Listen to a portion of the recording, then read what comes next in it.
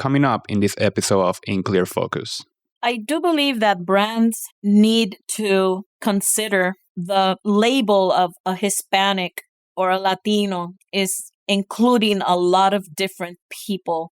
If you're Hispanic, you must like rice and beans or tortillas. Or what about if I'm from Uruguay or Argentina? I like drinking mate, or I like desserts, or I like parrilladas, like barbecues. It's the immediate thought that brands have when they want to target Hispanic people. They're like, oh, you're Mexican. You're listening to In Clear Focus, fresh perspectives on marketing and advertising, produced weekly by Bigeye, a strategy-led, full-service creative agency growing brands for clients globally. Hola a todos, I'm Miguel Zarzuela, and it's an absolute pleasure to be your host for today's In Clear Focus special episode celebrating Hispanic Heritage Month. Thank you for joining us. My journey into the world of advertising and public relations began at the University of Central Florida. Currently, I have the privilege of serving as an inside intern at Bigeye agency.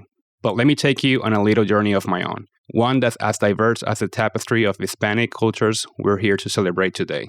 I was born in the beautiful Dominican Republic, and my family relocated to Puerto Rico when I was just 3 weeks old.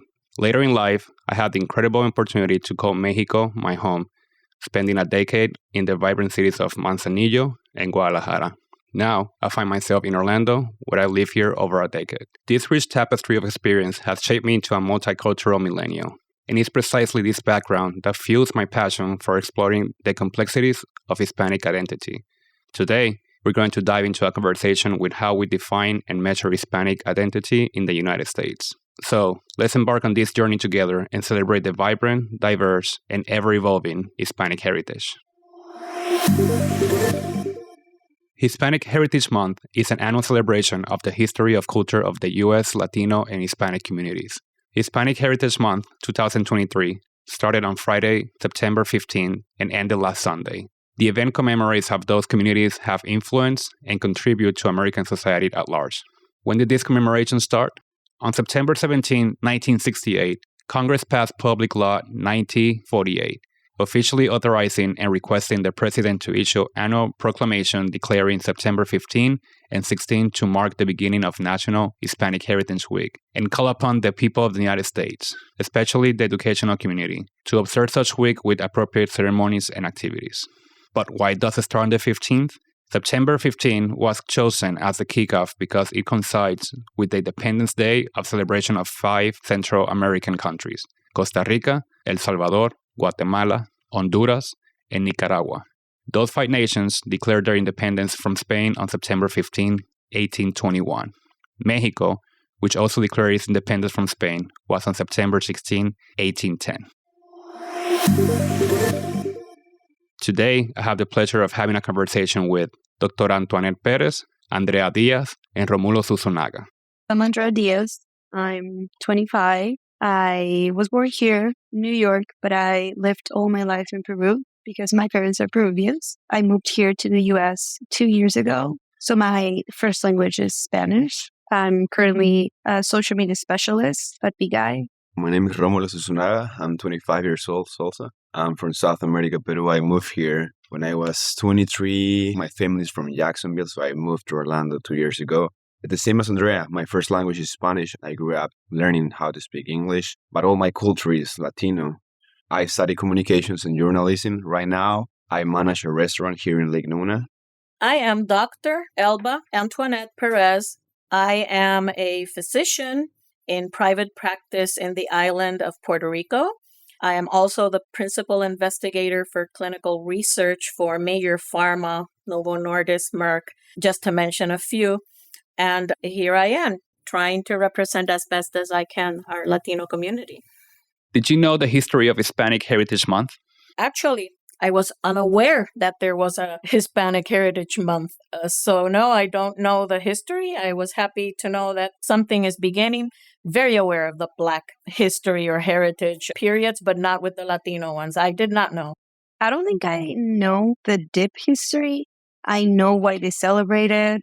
Yeah, I made my research. As I told you, I'm a journalist. It started in 1960-something, I remember, 68 or 69. Why?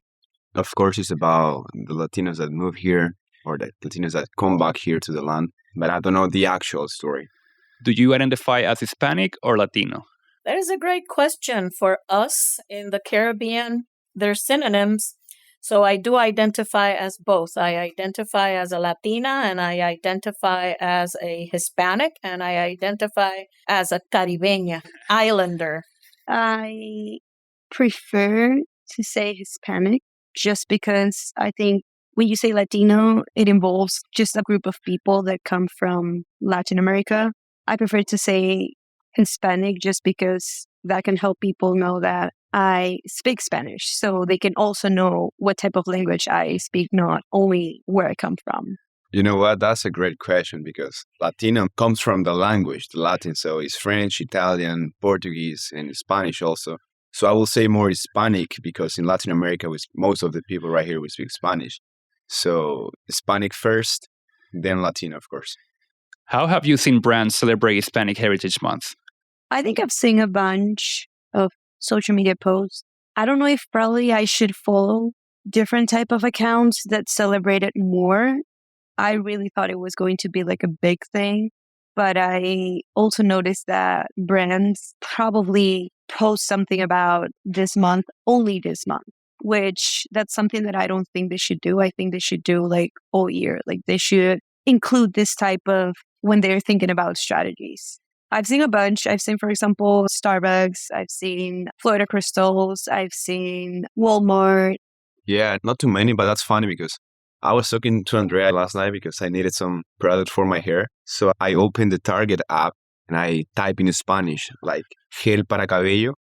And there was a post about this Latino month that was nice. I mean, I didn't know that. If you ask me for brands, I didn't know that Target could be one of the brands that, the supermarket big brands that takes care of this. Well, I was unaware that they were celebrating a Heritage Month, but I have become aware of some brands tailoring to Hispanics or to the Latino community.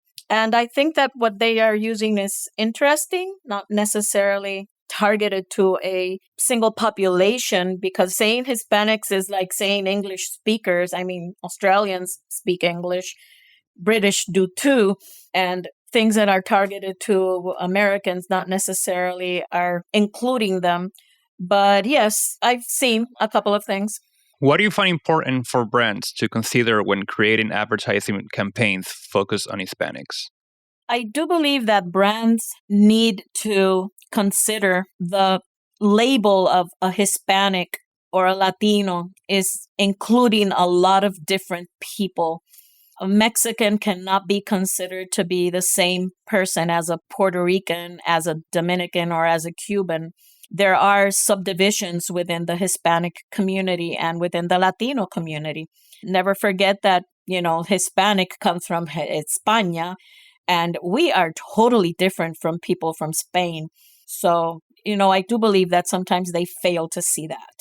I think they need to consider the fact that when you target Hispanic people, you're also targeting cultures. So there's a different way to talk to people that speak Spanish than people that speak in English. It's just like the type of language or the type that people communicate in Spanish is totally different. And you also need to keep in mind that it's just a bunch of cultures. And I think that's a big mistake that brands can make. That is like, oh, let's just target Hispanic people. No, you're also targeting like cultures. Also, there's like stereotypes. For example, I manage a restaurant, but I'm also a server sometimes. So for white people, every single people that speaks Spanish must be Mexican or must be from El Salvador. So believe it or not, that is the way the big companies think about their Latinos or Hispanics targets. For example, I'm Latino, but I don't need tortillas. I'm Latino, but I don't need rice and beans. And that is a huge mistake.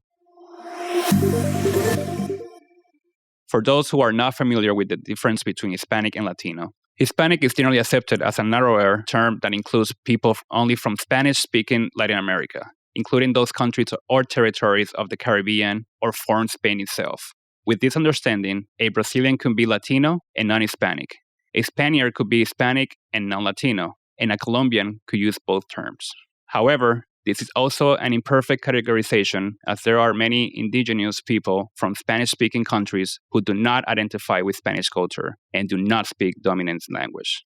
One way to count Hispanics is by self-identification, meaning if you say you are Spanish, you are counted as such. This is the approach we take at Bigeye in our consumer surveys, and it's also used by organizations like Pew Research Center and Gallup. One key aspect is that Hispanic is considered an ethnicity, not a race, according to the US Census Bureau. So, what is a Latino? In general, Latino is understood as shorthand for the Spanish word Latinoamericano, and refers to almost anyone born in or with ancestors from Latin America and living in the US, including Brazilians. Latino does not include speakers of Romance language from Europe such as Italians or Spaniards. To simplify matters, the 2010 US Census listed both terms together and specifically mentioned the Spanish-speaking countries or territory of the Caribbean, but excluded non-Spanish-speaking countries. In day-to-day life, many Latin American immigrants and descendants simply prefer to state their countries of origin directly. Can you think of any notable examples of Hispanic representation in the media that you feel do Hispanic culture justice, that truly celebrate the culture? We do have a couple of actors, especially in movies, that have done a great job portraying that a Latino can do the job and can be a good actor.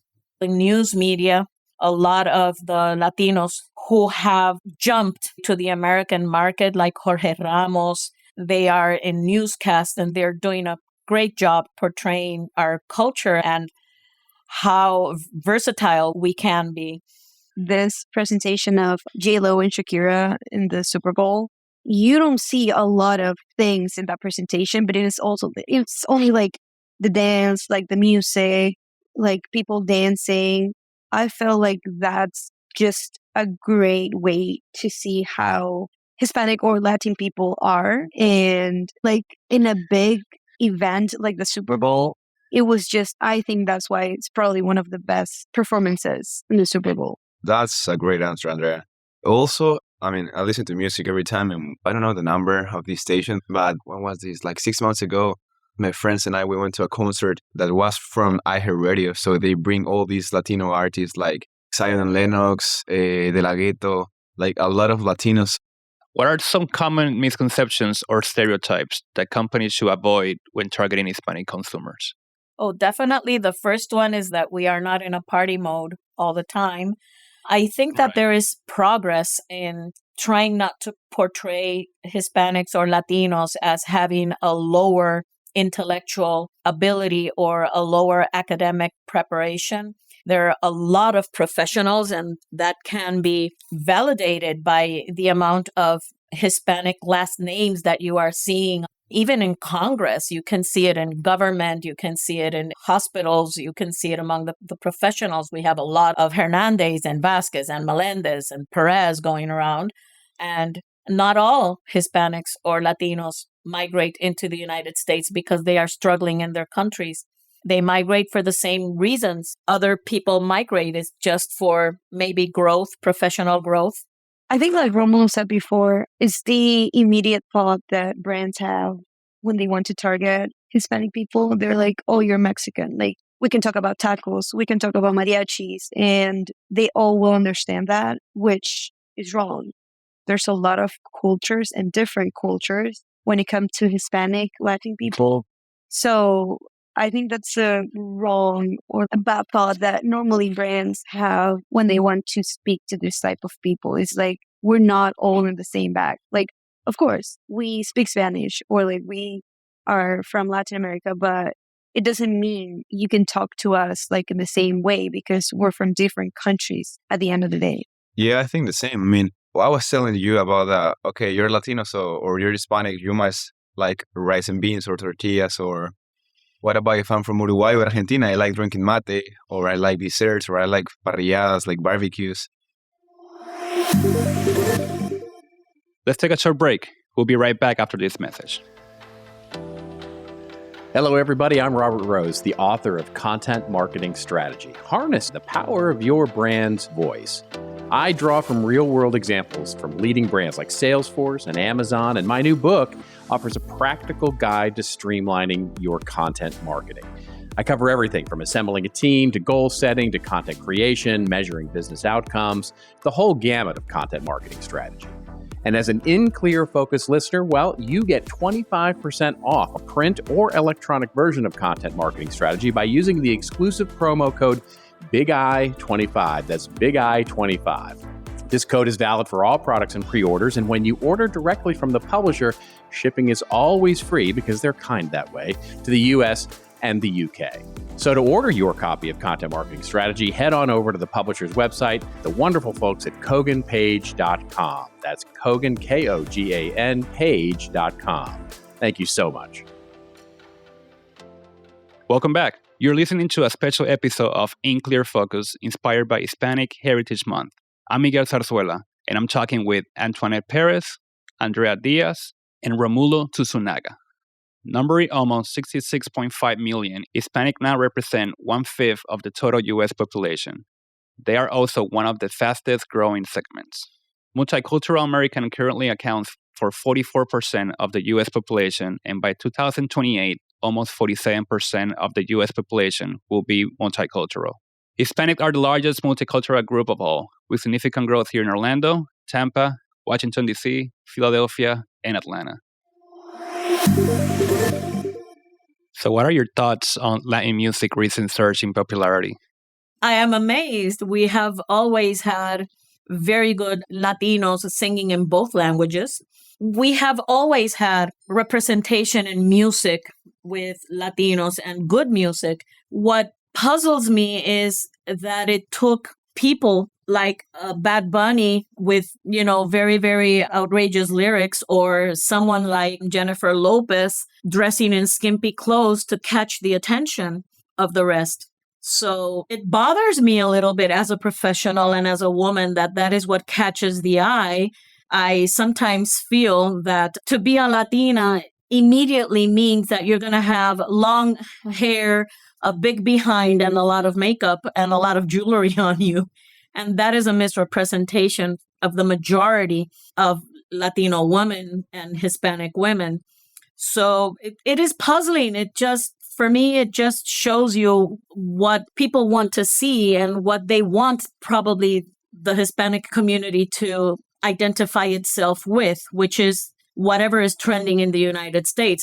Witness to that is that everyone is doing a collaboration with a rapper. So I guess it is what it is, and I wish it were another way so they could reach more of what a Hispanic really is. Our demographic is bigger than that.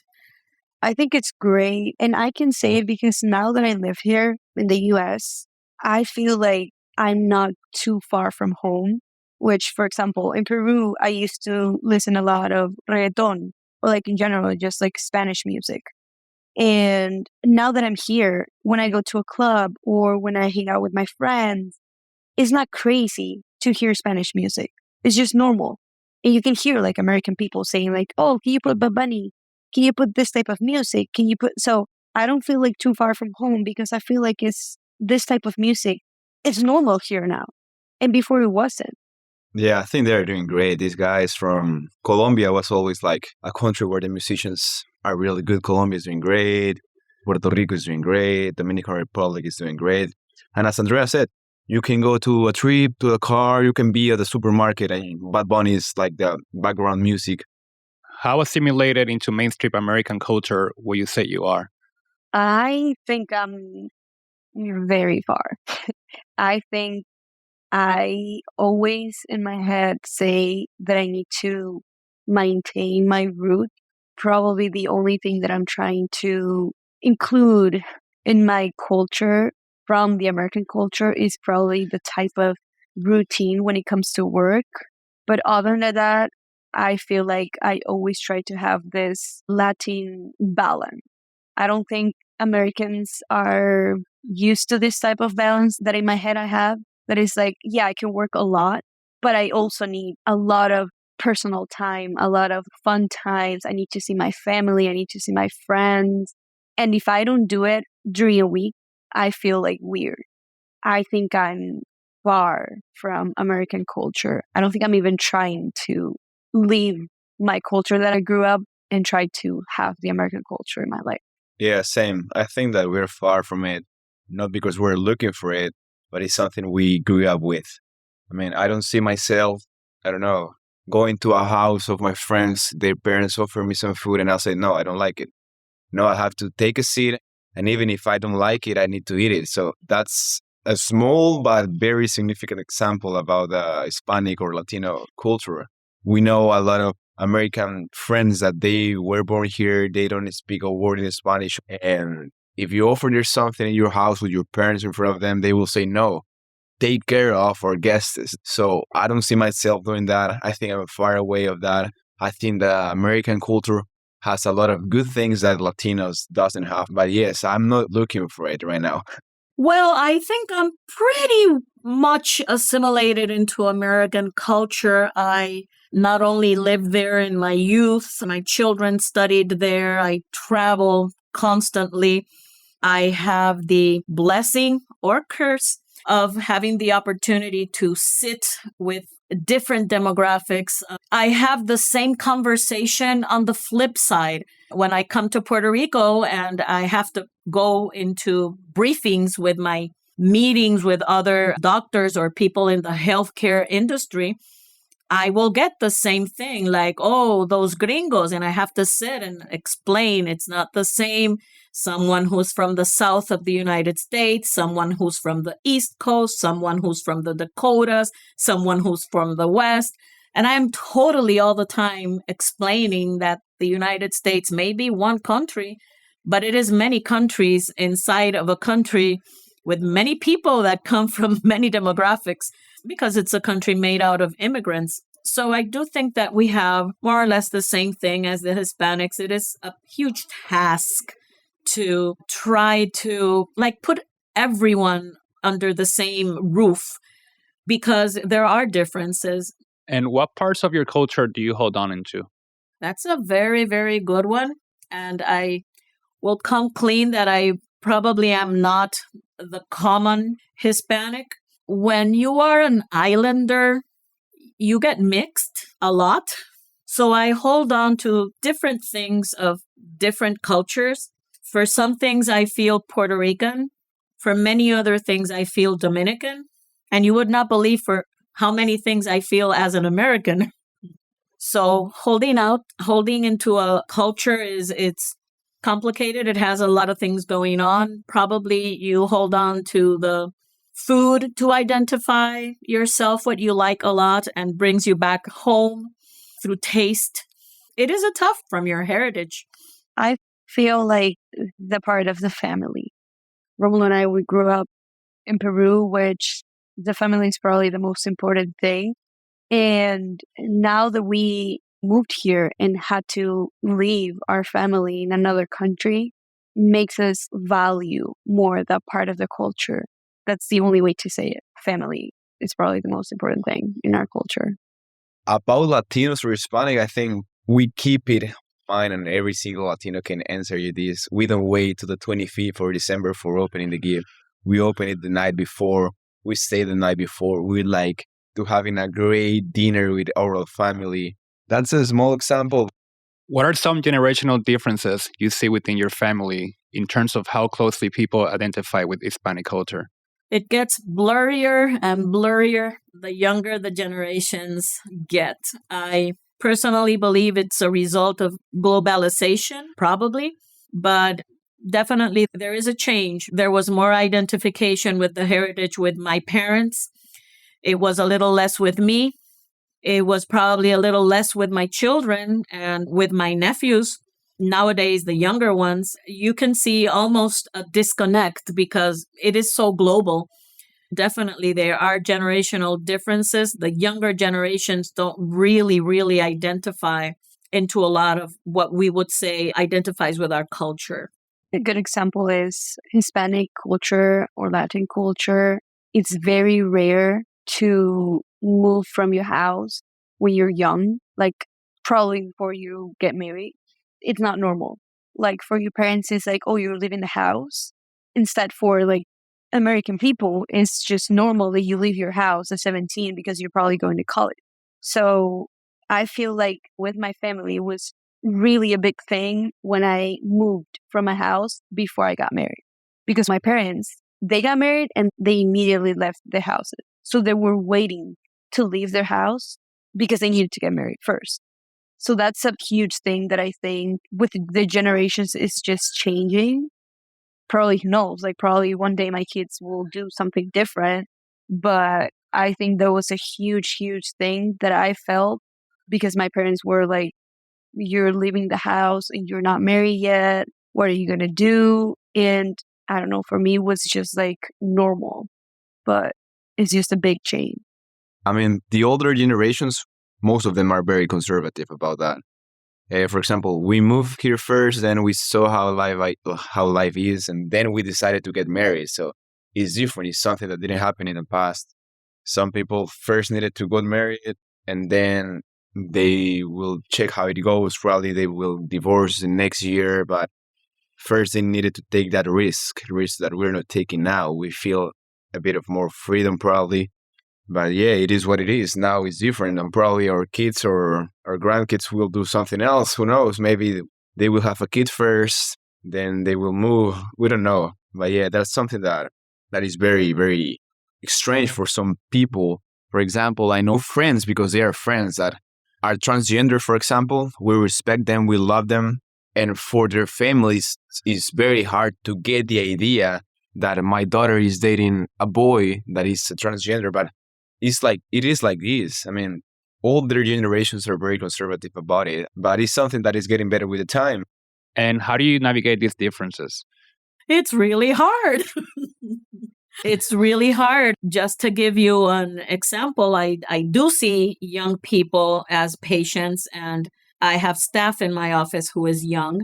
And many times I sit and I have these conversations and I find out who's trending in music or fashion or movies. And I do go see them, hear them constantly. My generation, which is stuck in the middle between the older abuelos, grandparents, and the younger ones, I won't say we struggle. We just have to do the homework and figure out where each generation is standing.